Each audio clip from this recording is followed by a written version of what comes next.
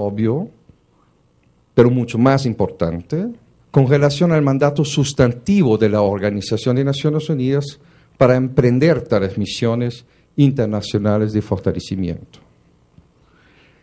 El precedente principal en las Naciones Unidas en esta materia ha sido la creación en el 2007 de la Comisión Internacional contra la Impunidad en Guatemala. Esta comisión fue instalada por un convenio bilateral entre Naciones Unidas y un Estado miembro de la organización con el mandato de investigar a grupos organizados de poder o delincuencia organizada. Este convenio fue liderado por el Departamento de Asuntos Políticos del Secretariado General de Naciones Unidas, por sus siglas en inglés DPA, que es el único departamento en el secretariado que relata directamente al Consejo de Seguridad de Naciones Unidas.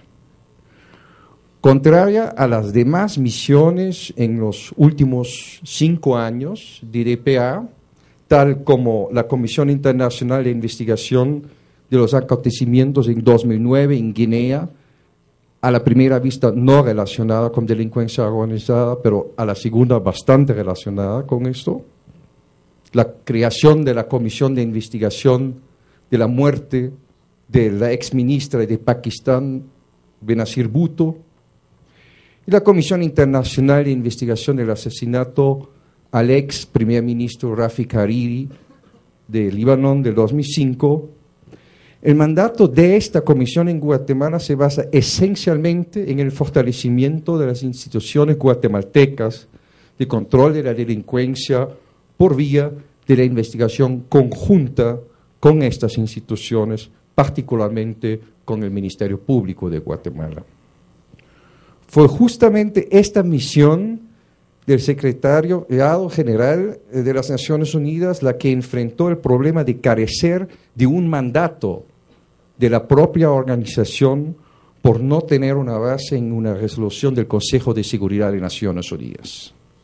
Este problema fundamental de la Comisión la debilitó al interior tanto que el primer jefe de la misión, el español Carlos Castresana Fernández, optó por concentrar el apoyo a la misión por fuera de la Organización de Naciones Unidas, con todas las consecuencias políticas y operativas que significa eso para una misión internacional de fortalecimiento.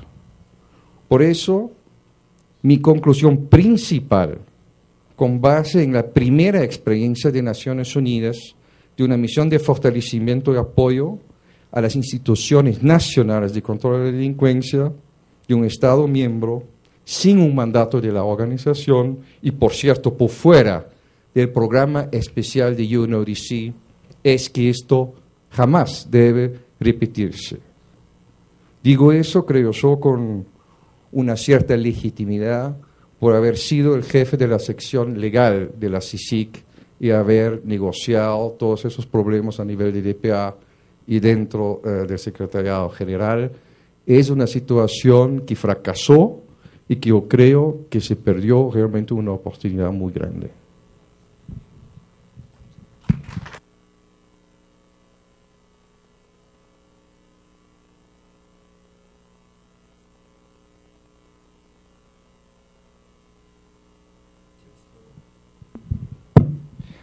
Bueno, agradezco la comprensión de todos los ponentes con el tiempo y paso la palabra al profesor Emilio Viano, profesor de la American University en Washington, D.C., con 15 minutos para su ponencia.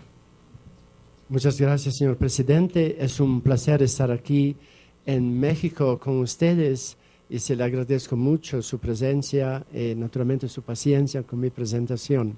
He ensayado de preparar una ponencia sobre el tema de cómo podemos contestar a la creciente violencia transnacional.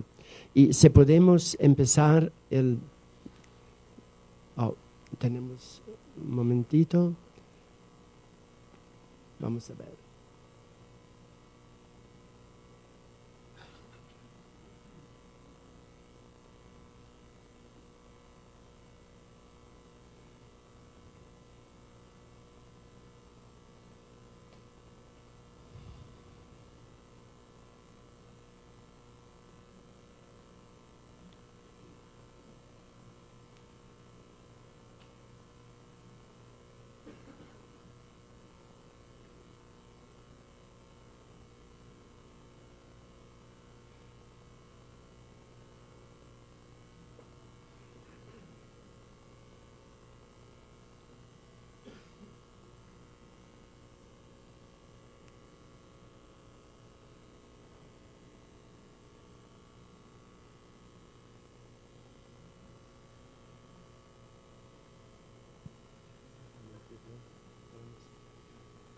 PowerPoint.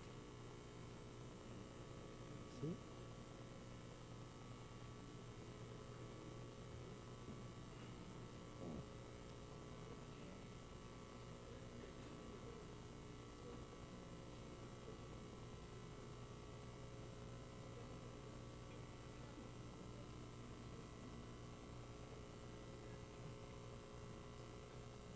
Bueno, el primer punto, mientras esperamos que se resuelva el problema técnico, siempre hay algo. Podríamos hablar de la globalización como un fenómeno contemporáneo que ha favorecido mucho la expansión de las redes ilícitas y el incremento de la violencia. La globalización está expandiéndose mucho, como sabemos, gracias irónicamente a los grandes avances en las comunicaciones, el transporte, viajes, el traslado de dinero, operaciones comerciales, exportación, importación. Los cuantiosos beneficios que obtienen estas redes y el aumento de su poder plantean un serio desafío para la gobernabilidad que afecta tanto a los gobiernos como a las organizaciones internacionales. Ustedes se recordarán tal vez cuando la isla de Aruba era prácticamente controlada por una familia mafiosa de Venezuela, Contreras. Así que no es nuevo que a veces hay grupos mafiosos que pueden prácticamente comprar un país, o como cuando los narcotraficantes en Colombia ofrecieron de pagar la deuda externa de Colombia para independizarse del Banco Mundial. Hablando de violencia más cerca de nosotros en América Latina, vemos que es un fenómeno de carácter transnacional. Los vínculos entre la violencia social y la criminalidad local con estas redes ilícitas es cada vez mayor y esto ha supuesto un incremento de la criminalidad. El Centroamérica y también México se ha convertido en un importante lugar de tránsito de drogas ilegales, de tráfico de personas, de explotación sexual, falsificación de mercancías, lavado de dinero procedente del narcotráfico. Todo esto no es nuevo, claro. Existe una relación entre el aumento de la actividad de las redes ilícitas con el incremento de la violencia en la región. Desafortunadamente somos todos testigos del nivel de esta violencia en la región. ¿Cuáles son las consecuencias? Bueno, el aumento del número de homicidios, la inseguridad física y personal y otras formas de violencia, la pérdida de control de Estado de zonas urbanas excluidas y otras áreas del territorio. Esto naturalmente no se limita a América Central, a México. Eso pasa en otras partes del mundo también. Hay suburbios de París donde la policía no va, no patrulla porque no pueden, está controlada por otra gente. Pérdida también del control del Estado de zonas urbanas excluidas y otras áreas del territorio. La penetración de las redes ilícitas en las estructuras del Estado, por ejemplo, la justicia, la policía. Hemos escuchado antes hablar del asesinato de la exalcaldesa de Michoacán y de lo que podría estar detrás de todo esto. Y también, naturalmente, mucho sobre lo que se refiere a la corrupción. Así que como otras consecuencias, vemos la violencia como se podría llamar un mal público regional, una regionalización del crimen a través del tráfico de armas ilegales, tráfico de drogas y de personas, contrabando, feminicidio. ¿Qué podemos hacer? Es un fenómeno complejo y se carecen de políticas y de instrumentos capaces de abordar el fenómeno de forma integral. No es fácil. Hablemos un poco de estas políticas en instrumentos nacionales. Hay una contradicción entre la naturaleza transnacional de la violencia y del narcotráfico y el marco nacional de la soberanía y de la jurisdicción estatal. Así que mientras nosotros subrayamos aún la soberanía nacional, celebramos esta semana la independencia, la guerra de independencia de México, hay también esta realidad que existe la globalización, existe la regionalización del crimen, que naturalmente son algo muy diferente, que ultrapasan el marco nacional de la soberanía en la jurisdicción estatal. Los gobiernos carecen frecuentemente de recursos e instrumentos adecuados para abordar de forma efectiva la violencia de carácter transnacional. Si podemos ir, las pasamos a esta estrategia integral. Podemos pasar, sí. Aquí estamos. Gracias. Gracias. Las estrategias exclusivamente nacionales o locales son insuficientes para abordar un fenómeno de carácter transnacional. Lo hemos escuchado muy bien en su presentación, hablando de Naciones Unidas y de sus operaciones. Afrontar la violencia en un marco de gobernanza multinivel, multi-level governance, es necesario definir una estrategia que combine las acciones en el ámbito local, nacional e internacional. Acciones en el ámbito local, enfoques que parten de la implicación de la sociedad civil y abordan las causas socioeconómicas de la criminalidad y la violencia. También promover el fortalecimiento del tejido social y de los gobiernos municipales, algo que frecuentemente falta en nuestras políticas en la lucha contra el crimen organizado, el narcotráfico y todo esto, que frecuentemente no hablamos del tejido social. Hay frecuentemente respuestas fragmentadas, hay respuestas de carácter represivo, concentrándose en la fuerza militar y policial. Hay medidas de mano dura, de tolerancia cero.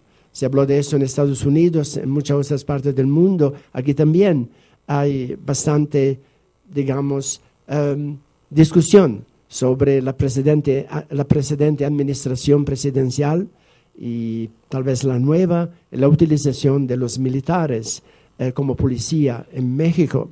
Así que se puede decir que frecuentemente no resultan efectivas y que minan el Estado de Derecho.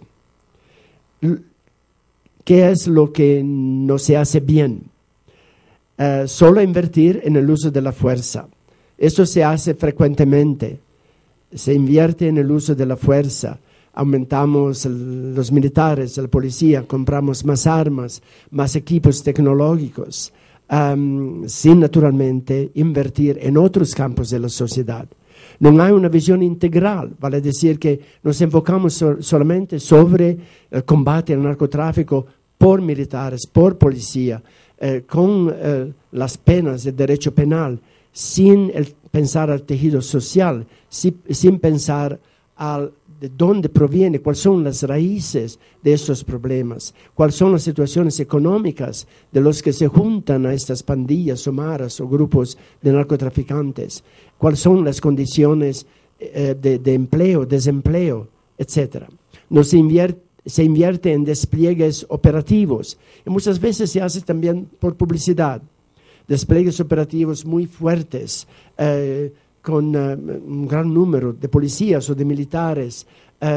También los uniformes que ellos utilizan pueden ser muy ilustrativas, el deseo de lucir bien por televisión. Así que se sepa que estamos haciendo esto, ¿verdad? No se invierte lo mismo en el proceso de profesionalización y control de la corrupción. La falta de entrenamiento, por ejemplo, de policía, la falta de entrenamiento del sector público, la falta de interés de invertir en la sociedad civil. Además, no se hace un análisis o un diagnóstico de carácter técnico criminalístico. Se favorecen proyectos efectistas que tienen un impacto inmediato frente a la crisis, un band-aid, como se diría en inglés. Impactos inmediatos, pero los impactos inmediatos no resuelven el problema. Cuando matamos unos de los jefes de los Zetas, significa nada, porque era otro, muy pronto. Pero esto es muy mediático, claro. Y tenemos las fotos rituales de esta gente capturada con los policías, de sus máscaras, pasamontañas y todo esto. Pero al final, ¿qué pasa en el campo? Muy poco, ¿verdad? Porque ya hay otro que toma su lugar.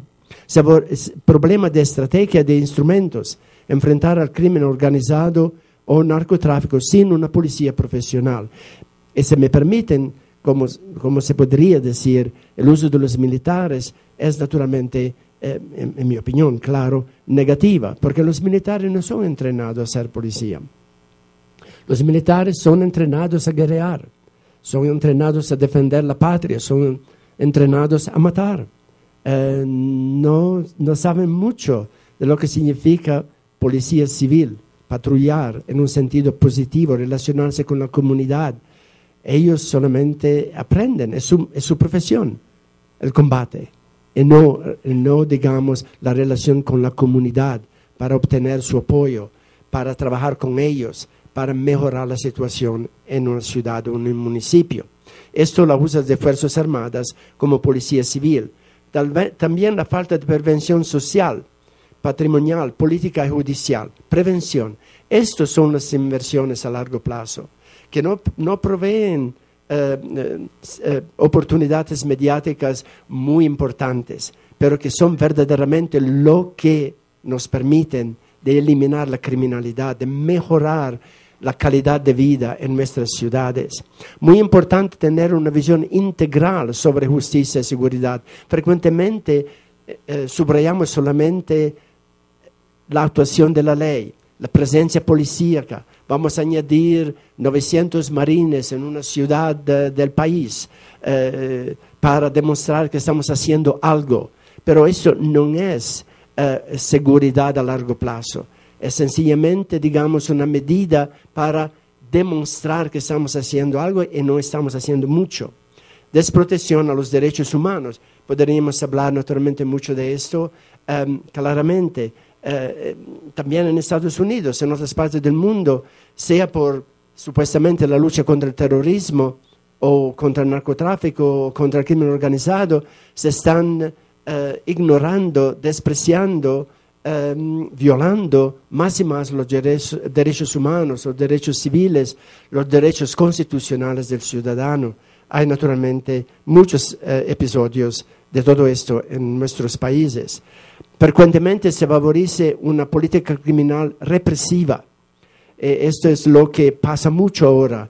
Después, particularmente del 11 de septiembre de 2001, hubo un cambio enorme en la percepción del papel, del rol de la policía, del gobierno, de la actuación del sistema de justicia criminal. Es más como una represión que justifica todo tipo de violación de derechos, de la escucha, al arresto sin una justificación judicial, a ejecuciones extrajudiciales, a desapariciones, a secuestros, a violación de domicilio, a matanzas en frente de miembros de la familia. Vale decir que todos padecemos de este desarrollo de una política criminal muy represiva que continúa a crecer, mismo por el tipo de armas que nuestras policías utilizan en nuestras ciudades, mismo por la manera en la cual patrullan, que es para crear terror, para crear miedo, para que la gente se aleje de ellos, lo que es contrario a lo que debería ser para solucionar el problema criminal. Necesitamos enfoque, por ejemplo, sobre narcomenudistas. Claro, arrestamos estos muy frecuentemente. Falta de atención, al contrario, las redes financieras. ¿Dónde va ese dinero? ¿Cómo los lavan? ¿Cómo los transfieren? ¿Cuál banco se están aprovechando de esto? Se decía una vez que los bancos de Florida todo quebrarían si no fuese por el lavado de dinero. Bueno, no será solamente la Florida a donde los bancos dependen del narcotráfico. Hay otros países también, pero convenientemente los gobiernos no hablan de esto.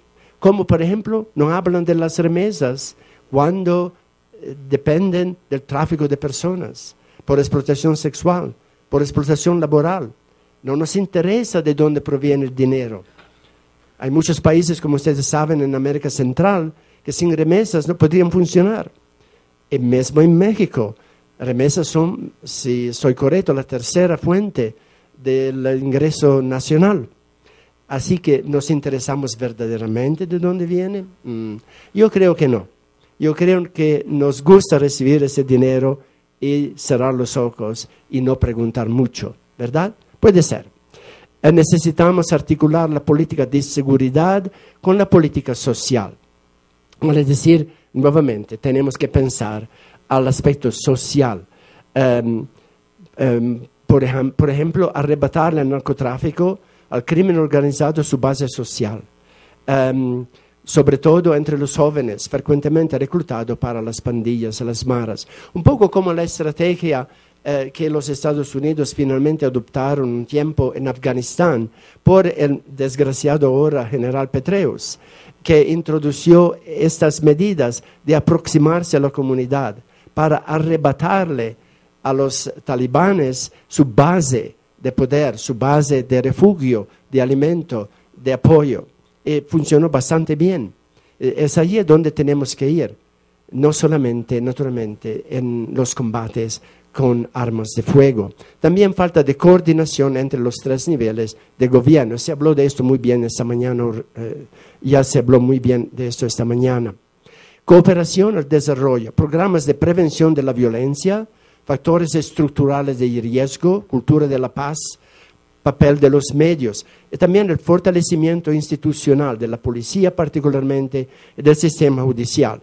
Esperemos que tal vez aquí en México, con su nueva administración, no quiero meterme en su política porque no conozco suficiente, que haya tal vez una reconsideración del uso tan amplio de los militares, que se reconstituya, se fortalezca, se entrene, se prepare, se apoye una policía civil, una policía que pertenezca al pueblo, una policía que sea del pueblo, una policía que se aproxime al pueblo.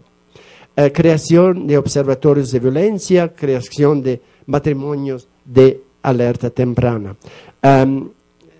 Muy veloz, pues que eran 20 minutos, no solamente 15. Noté la injusticia, señor presidente. Hay enfoques globales y como ya aprendimos, hay organizaciones multilaterales y regionales que están trabajando mucho sobre todo esto, pero frecuentemente no tienen un enfoque global que verdaderamente responde al carácter transnacional de la violencia. ¿Por qué? Porque tienen sus limitaciones estructurales, mismo la ONU, que le impiden desarrollar y aplicar enfoques globales de forma adecuada en relación a competencias, coordinación y recursos. Tienen un carácter subsidiario los estados. La ONU no existe. Existen los 192 miembros de la ONU que mandan dependiendo de lo que está pasando en la Asamblea General o en el Consejo de Seguridad. Así que es una estructura intergubernamental, no una estructura supranacional, lo que verdaderamente podría funcionar. Así que hay escasas competencias y reproducen en su seno la lógica estatal. Funcionan como un Estado. Y ya hemos dicho que la soberanía nacional, las fronteras, ya no valen cuando queremos lidiar con el crimen transnacional. Déficit de coordinación, proliferación de organismos con mandatos superpuestos y limitados. Podríamos hablar mucho de esto, sea en la ONU, sea en el sector ONG, cuando hay muchísimas organizaciones que casi luchan las unas contra las otras para hacer el mismo trabajo, para obtener los fondos, para obtener el crédito, para afirmarse. Hay vacíos en algunas áreas de actividad que no son tan mediáticas. Ahí también siempre los medios juegan un papel muy importante. Bueno, cooperación al desarrollo, muy importante. No hablar tanto de project aid, más de program aid. De programa, vale decir, no solamente enfocarnos sobre un proyecto por aquí y por allá, ayudar a esta comunidad, construir este acueducto o un pozo, un programa que sea más inclusivo, que sea más regional al mínimo. Enfoques regionales es lo que quería hablar un poco más, pero no tenemos el tiempo. Pero aquí en América Central, México ya hay acuerdos regionales, particularmente en América Central. Y, como digo, se requiere una perspectiva regional de seguridad, dadas las características que ha adquirido la violencia, el crimen y sus vínculos transnacionales. Así que tenemos que promover instituciones regionales con mayores competencias y recursos. Esto al nivel de una ciudad. Por ejemplo, en una entrevista que di en Monterrey ayer, hablé de esto diciendo que si hay Monterrey y 8 municipales de entorno de Monterrey con diferentes niveles de recursos, y se habló de eso esta mañana, ¿verdad? Con municipalidades y diversos niveles de recursos. ¿Cómo podemos combatir eficazmente el crimen organizado, el narcotráfico, la violencia organizada? Cuando tenemos 9 jurisdicciones solamente ahí, tenemos claramente de crear una institución regional, un gobierno metropolitano que coordine, que junte y naturalmente que haya más equidad en los medios, en los recursos. Hará comunidades allí muy ricas y hará comunidades muy pobres. ¿Qué hace la comunidad pobre? No tiene policía, no tiene dinero para entrenarlos, no tiene dinero para todo lo que requieren. No tenemos el tiempo de ir en los detalles. Integrar las políticas de prevención de la violencia en las intervenciones de desarrollo en el ámbito regional, desarrollar enfoques globales y definir una estrategia que combine acciones en el ámbito local, nacional e internacional. Perdonen un poco el problema técnico inicial, le agradecemos a Gabriel su ayuda. Muchísimas gracias de la invitación y de su atención.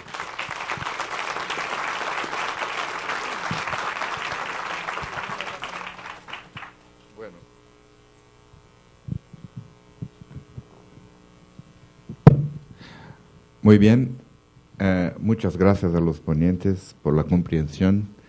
Agradezco a todos por haber cumplido con el horario. El moderador intentó ser moderado, no sé si fue, pero a mí me gustaría pedir disculpas a todos los presentes, a los ponentes, porque en función del horario no tendremos posibilidad para preguntas. Entonces, este panel no tendrá preguntas y pasaremos a la organización del evento para el agradecimiento oficial. Agradecemos la participación de nuestros expertos y a nombre del INACIPE les entregamos un reconocimiento.